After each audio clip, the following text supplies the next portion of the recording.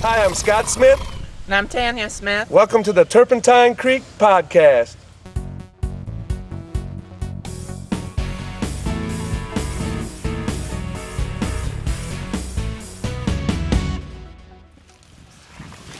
Hey there. There you go.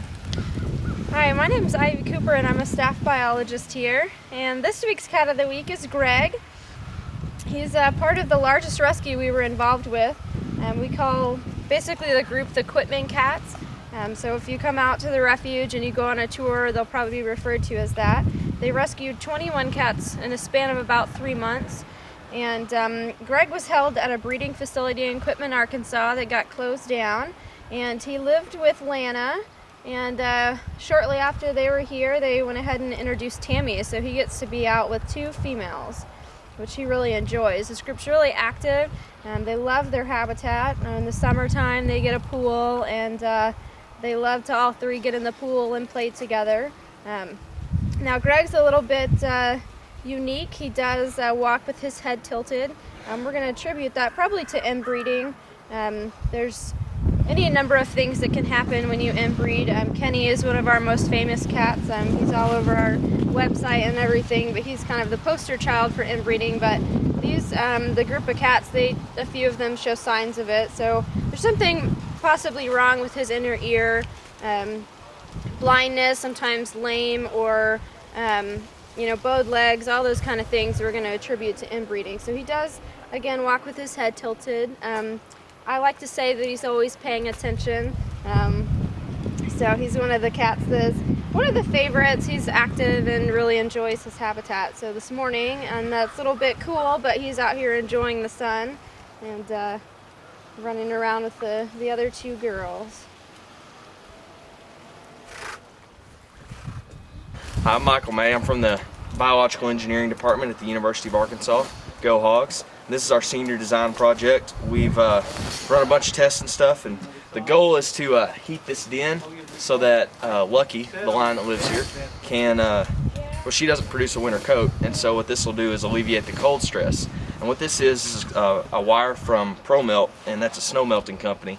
But what we're going to do is we're going to embed this in concrete, and this will heat, and it'll basically create a concrete heating pad, and we're hoping that can help her out some.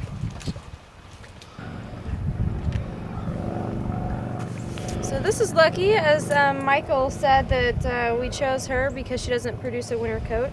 Lions come from Africa, so unlike the tigers or cougars, they're not going to produce a winter coat. It doesn't get cold enough for them there. So she was chosen basically because, partly for that, but she does have arthritis in her hips.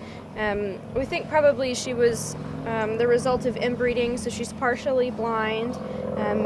She gets around really well in the flat habitat, and the exercise has really helped her arthritis. But if you look, when she walks, she kind of wobbles. Her back end has quite a bit of arthritis. Other than that, she's a really healthy lioness.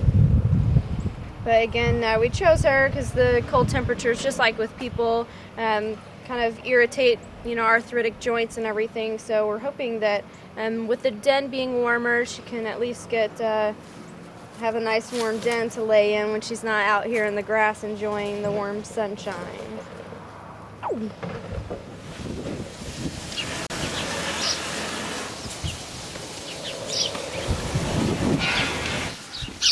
My name is Lori Vanderwall. I'm one of the staff zoologists here at the refuge, and this week's question of the week is actually about Goober, our rhesus macaque, and it's just basically if it's any harder to look after the primates than it is the big cats. We do focus on the big cats here, so we're kind of experts in that, but we do work really hard to keep Goober entertained as well. Because he is a primate, he doesn't do real well in the winter, so we have to make sure we have a heater. He's got a little den area with a heater box in there, and we give him hay and blankets to keep him warm. And it's always a good signal when it's real cold out, when he kind of comes out and touches you and his hands are warm, you know that he's been warm for the evening and for the nighttime. We also have to give him a little bit of a different diet.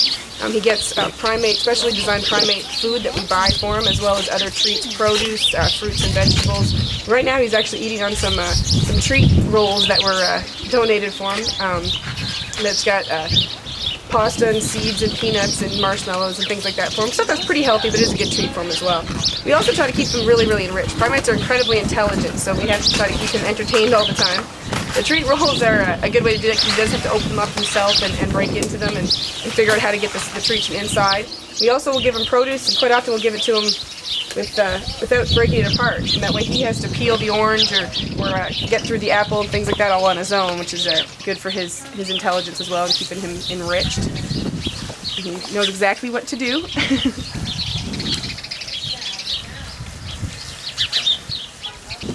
And his enclosure is actually a pretty good place for enrichment as well. We can see we've got lots of branches up for him. And it's actually got a little penthouse area that he can run up above and down into the other side of it. That allows him to kind of go back and forth into either enclosure that he wants to. And he can also sit on top and watch the whole compound area and survey all the people and see what's going on. The refuge is a pretty active place most of the time, so I think Goober gets lots of enrichment just by watching all the goings-on that go on around here. And I think he kind of thinks he rules the whole place by being on top of everybody. And Goober he's actually turning 23 this year, and he's kind of the old man of the refuge here. He's actually older than some of the interns we have coming in, so he does sort of think he runs the place. He's been here for quite a long time, but has gotten great care. And we keep trying to expand his enclosures and giving him more and more enrichment all the time to keep him active. And he seems to enjoy it here. He's becoming friendlier with more and more people too, which is good as well. He was pretty badly abused before he was rescued, so we don't blame him for being not real friendly with everybody. He doesn't completely trust humans, but if he was because he was so badly abused, we just work hard to let him know that we're not going to hurt him here. We're just going to give him the best care we can, and he's started to learn to trust some of us.